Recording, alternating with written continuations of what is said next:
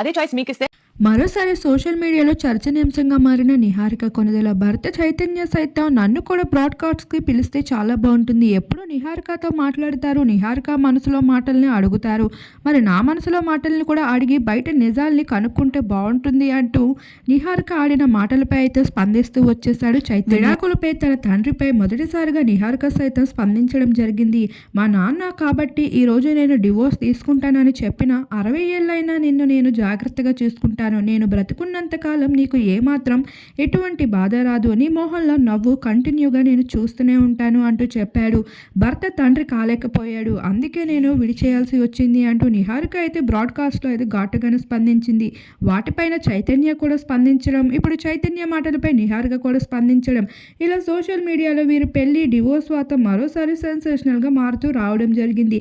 తప్పెవరిదైనా శిక్ష మాత్రం ఆడపిల్ల అనుభవించాలి అంటూ నిహారిక చెప్పిన మాటలు ప్రతి ఒక్కరిని ఆకట్టుకున్నాయి.